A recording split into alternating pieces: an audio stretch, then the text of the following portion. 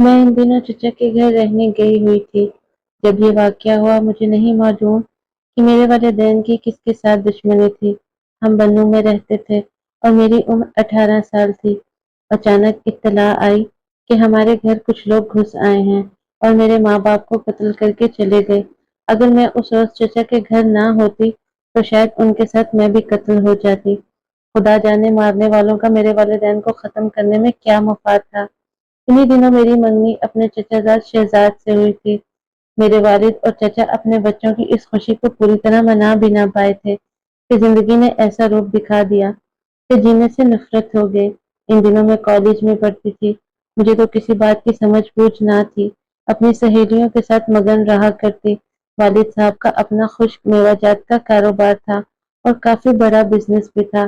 وہ ایک خوش نصیب تاجر تھے، لیکن ان کے ساتھ یہ سانحہ تبھی ہوا جب ان کا بزنس زوروں پر تھا۔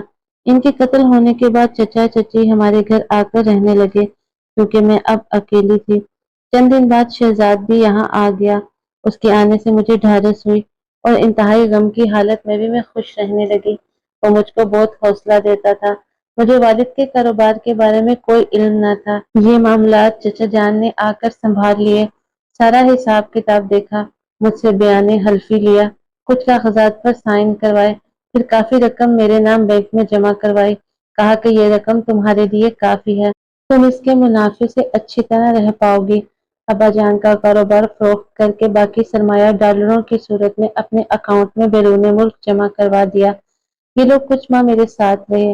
جب ذرا غم کم ہوا تو میں کالج جانے لگی تو انہوں نے بتایا کہ ان کا ویزا ہو گیا ہے اور وہ امریکہ جا رہے ہیں۔ یہ بھی کہا کہ تسلی رکھو، ہم جلد لوٹ آئیں گے اور تم کو لے جائیں گے۔ فی الحال تمہارے ویزے کا مسئلہ ہے، اس لیے ابھی ساتھ نہیں لے جائیں گے۔ میرے ساتھ اماں سلامتے رہتی تھی۔ یہ عورت میری پیدائش سے بھی پہلے میری ماں کے ساتھ آئی تھی۔ جب پاکستان مارز وجود میں آیا تو اس وقت اماں سلامتی نوعمر تھی اور نئی دلہن تھی۔ تبھی ان کے شوہر اور سارا کنبہ فسادات میں مارے گئے۔ یہ واحد ہستی زندہ بچی جو ایک کیمپ سے میرے والدین ان کو اپنے ساتھ لے آئے۔ ان دنوں میرے والد اور امی جان لاہور میں مہاجرین کے کیمپوں میں تذکرانہ رفاہی کام کرتے تھے۔ میں نے کبھی دکھ نہیں دیکھے تھے۔ والدین کے بعد پہلی بار میں غم سے آشنا ہوئی۔ دل اس غم کو سہ نہیں پا رہا تھا کہ چچا چچی نے بھی امریکہ جانے کا مسئلہ سنا دیا۔ میرا دل بیٹھ گیا۔ یہ میرے اپنے تھے جو اس غم میں مجھے تنہا چھوڑ کر جا رہے تھے۔ میں ان کی منتیں کرنے لگی کہ مجھے چھوڑ کر نہ جائیے۔ وہ بولے بڑی مشکل سے ویزا ملتا ہے اور ہمارا ویزا لگ گیا ہے۔ شہزاد بھی ہمارے ساتھ جا رہا ہے۔ اگر ہم اس کو ابھی چھوڑ کر گئے یا ابھی شادی کر دی تو پھر یہ یہیں رہ جائے گا اور امریکہ نہیں جا سکے گا۔ اس دن میں نے سوچا تھا اے کاش میں بھی اپنے والدین کے ساتھ مر جاتی تو اچھا تھا۔ میں نے تو سوچا تھا کہ میری شہزاد کے ساتھ شادی ہو جائے گی تو ہم ابو کا کاروبار مل کر سنبھال لیں گے۔ میں نے التجا کرتے ہوئے شہزاد سے کہا کیا تم بھی مجھے چھوڑ کر جا رہے ہو؟ تم تو ایسا نہ کرو، میں کس کے سہارے رہوں گی؟ زاہدہ امی ابا کہتے ہیں کہ تم ایک بہادر لڑکی ہو، اکیلی رہ سکتی ہو۔ اماں سلامتے کے علاوہ بابا عنایت بھی تمہارے والدین کے پرانے ملازموں میں سے ہیں اور تمہارے ساتھ رہیں گے۔ ہم جلدی چکر لگائیں گے، گھبراؤ نہیں، تھوڑے دنوں کی بات ہے، تب تک تم تعلیم مکمل کر لو گی۔ میرے بھی مستقبل کا سوال ہے، مجھے وہاں اسی ماہ جا کر یونیورسٹی میں داخلہ لینا ہے۔ میں جان چکی تھی میری خاطر یہ لوگ نہیں رک سکتے، میری جگہ اگر ان کی اپنی بیٹی ہوتی تو رک جاتے۔ میرے والدین کا قتل ہوا تھا اور یہ معمولی بات نہ تھی۔ مجھے بھی ہر دم خوف رہتا تھا کہ جو ان کو قتل کر کے گئے ہیں وہ مجھے بھی تو قتل کر سکتے ہیں، لیکن یہ لوگ میرے خوف کو نہیں سمجھ پا رہے تھے۔ وہ اچھے اور خوبصورت الفاظ میں طرح طرح کی تسلیاں دے رہے تھے۔ بالآخر میں نے ان کے جانے پر سمجھوتا کر لیا۔ جس دن وہ جا رہے تھے میں بری طرح رو رہی تھی۔ ایک بار پھر میں نے شہزاد سے کہا میں اکیلی نہیں رہ سکتی، تم مت جاؤ، میری خاطر رہ جاؤ۔ آپ سب لوگوں کے چلے جانے کے بعد مجھے اس گھر میں بہت ڈر لگے گا۔ اس نے کہا جب میں کچھ دنوں بعد آؤں گا تو ہم اس گھر کو بیچ دیں گے اور نیا گھر لے دوں گا۔ ابھی اتنا وقت نہیں ہے کہ مکان کے بکنے کا انتظار کریں، اس میں وقت لگتا ہے۔ زائدہ یقین رکھو میں جلد جلد چکر لگاؤں گا اور امریکہ سے تم کو باقاعدگی سے خط لکھا کروں گا۔ تم ان کو بار بار پڑھو گی تو تمہیں ایسا لگے گا کہ تم اکیلی نہیں ہو، میں یہاں تمہارے ساتھ ہوں اور خط کے ذریعے باتیں کر رہا ہوں۔ وہ مجھے میٹھی میٹھی تسلیاں دے کر چلے گئے۔ 2 ماہ گزر گئے، انہوں نے مجھے صرف ایک فون کیا، کوئی خط وغیرہ نہیں لکھا۔ میں انتظار کرتی رہی۔ ان دنوں میری سہیلی فضیلہ نے میرا بڑا ساتھ دیا۔ ان کا گھر ہمارے برابر تھا۔ وہ روز رات کو آ جاتی اور میرے کمرے میں سوتی۔ صبح ہم اکٹھے کالج جاتے۔ رفتہ رفتہ فضیلہ کی وجہ سے میرا دھیان پڑھائی میں لگ گیا۔ امی مجھ کو ڈاکٹر بنانا چاہتی تھی، یہ ان کا خواب تھا، یا پھر ایک بڑی اور بااثر آفیسر بنوں۔ میں بھی اپنی والدہ کے خواب کی خاطر پڑھائی میں دل لگا لیا۔ CSS تو نہ کر سکی، مگر وکالت کا امتحان پاس کر لیا۔ فضیلہ نہ ہوتی تو شاید میں یہ بھی نہ کر پاتی۔ اس نے تو میرا اتنا خیال کیا کہ میں والدین کے غم کو بھی بھلانے لگی۔ انہی دنوں اس کی والدہ کا انتقال ہو گیا تو ہم دونوں ایک جیسے ہو گئے۔ سارا دن ساتھ گزرتا، گھنٹوں بیٹھ کر باتیں کرتے، کہیں جانا ہوتا تو ساتھ جاتے۔ کالج میں لڑکیاں سوال کرتی کیا تم بہنیں ہو؟ ہم جواب دیتے کہ ہاں ہم بہنیں ہیں۔ ایک دن فضیلہ نے یہ کہہ کر امید پر بجلی گرا دی کہ وہ اپنے بھائی کے پاس امریکہ جا رہی ہے۔ میں نے افسردہ ہو کر کہا تو پھر میرا کیا بنے گا؟ پیاری بہن تم تو مجھ کو تنہا چھوڑ کر نہ جاؤ۔ میں نے اس کی منت کی۔ وہ بھی وہی باتیں کہنے لگی جو چاچو چاچی اور شہزاد امریکہ جاتے وقت مجھ سے کہہ کر گئے تھے۔ خوبصورت اور تصوراتی تسلیاں، میں جلدی لوٹ آؤں گی، ابو کو چانس ملا ہے اور بھائی نے سارا انتظام کر لیا ہے، جاتے ہی تم کو فون کروں گی اور خط بھی لکھوں گی۔ فضیلہ سب کہتے ہیں کہ امریکہ ایک بے وفا ملک ہے، جو وہاں جاتا ہے وہیں کا ہو کر رہ جاتا ہے۔ میں نے رو کر التجا کی، مگر اسے جانا تھا سو وہ چلی گئی۔ جب وہ جا رہی تھی میں سوچ رہی تھی خدارا اب میں کیوں کر زندہ رہ پاؤں گی، میرا یہ سہارا بھی چھن گیا۔ والدین یاد آتے تو رات کو اٹھ کر روتی تھی۔ 3 ماہ گزر گئے، فضیلہ کا بھی خط نہ آیا۔ وہ بھی وہاں جا کر مجھے بھول گئی۔ صرف اماں سلامتی ایک ہستی تھی جو ماں کی طرح میرا خیال رکھتی تھی، کیونکہ اس دنیا میں نہ تو ان کا کوئی تھا اور نہ میرا۔ اس دن میں بغیر ناشتے کے کالج چلی جاتی تو وہ پریشان ہو جاتی۔ ان کو مجھ سے سچی محبت تھی، انہوں نے مجھ کو پالا تھا، گود میں کھلایا تھا۔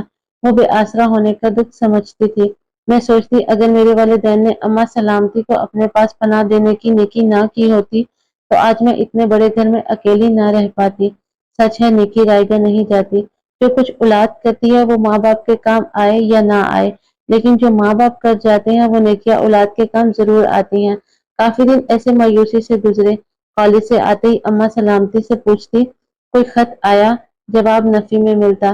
بالآخر ایک روز جب کالج سے لوٹی ایک نیا لفافہ میرا منتظر تھا۔ یہ شہزاد کا خط تھا۔ لکھا تھا معاف کرنا تم کو خط لکھنے میں دیر ہو گئی، یونیورسٹی میں داخلہ بڑی مشکل سے ملا ہے، وہاں میں مصروف ہو گیا تھا، آج سیمسٹر پاس کر لیا ہے، بہت خوش ہوں۔ آج احساس ہوا کہ شہزاد مجھے نہیں بھولا ہے، بس وہاں اس کی زندگی ہی ایسی ہو گئی کہ وقت نہ ملا ہوگا۔ اماں نے سنا تو کہا بیٹی 2 رکعت نفل شکرانہ پڑھو۔ انہوں نے بھی شکرانے کے نفل ادا کیے۔ آج میرے اپنے کا خط میرے نام آیا تھا۔ اب مجھے پتہ چلا کہ مجھ سے زیادہ اماں اور عنایت بابا کو خط کا انتظار تھا۔ میں اس وقت شہزاد کا جواب لکھنے بیٹھ گئی۔ لکھا کہ میں تو کبھی نہیں بھولی تھی، تم نے مجھے بھلا دیا ہے، آج خط ملا، لگتا ہے نئی زندگی مل گئی ہے۔ تمہارا خط لکھنا مجھ پر ایک احسان جیسا ہے کہ تم نے وقت نکالا۔ فضیلہ ساتھ تھی تو تنہائی محسوس نہ ہوتی تھی۔ جب سے وہ امریکہ گئی ہے اس نے بھی خط نہیں لکھا ہے، اسے گئے 3 ماہ سے اوپر ہو گئے ہیں، وہ بھی اپنا وعدہ بھول گئی ہے۔ تم کو ملے تو اسے وعدہ یاد دلانا، تمہارے جواب کا انتظار رہے گا۔ خط لکھ کر میں نے اسی وقت پوسٹ کر دیا۔ آج مجھے فضیلہ شدت سے یاد آ رہی تھی۔ اس کے بعد میں نے کبھی کسی کو سہیلی نہیں بنایا۔ کوئی سوچ سکتا تھا کہ جو لڑکی دن رات میرے ساتھ ہوتی تھی، مجھ کو دیکھے بغیر جو زندہ نہ رہ سکتی تھی، وہ مجھے بھلا دے گی۔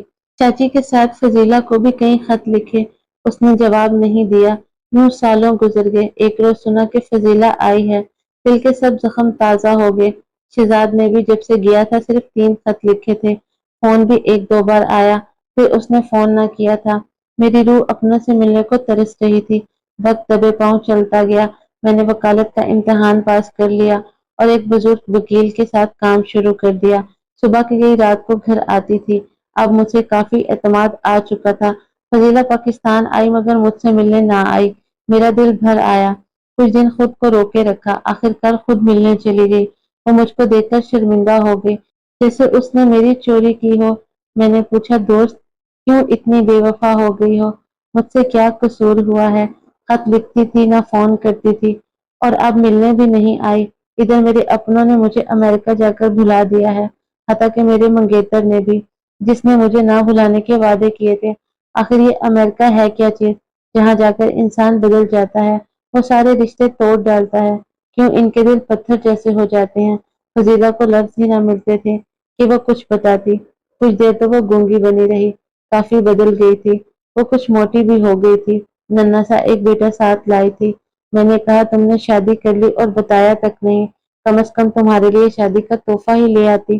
تب اس نے مہر لب کو توڑا اور کہنے لگی، میری ہمت نہ ہوتی تھی تم کو بتاتی تو تمہیں یہ جان کر صدمہ ہوتا کہ میری شادی شہزاد سے ہوئی ہے۔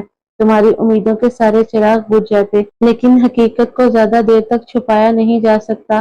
اگر انہوں نے تم کو نہیں بتایا تو میں ہی بتا دیتی ہوں کہ جب ہم یہاں سے امریکہ گئے تو تمہارے انکل کا پتہ ہمارے پاس تھا، ہم ان سے ملے، پھر ابو اور تمہارے چچا نے وہاں مل کر بزنس کر لیا۔ تم تو جانتی ہو دیار غیر میں اپنوں کا کتنا سہارا ہوتا ہے۔ ہم دونوں گھرانے آپس میں ساتھ ساتھ ہو گئے، میں اور شہزاد ایک یونیورسٹی میں پڑھنے لگے اور ہم میں اسی وجہ سے قربت ہو گئی۔ جلد یہ دوستی ازواجی بندھن میں بدل گئی۔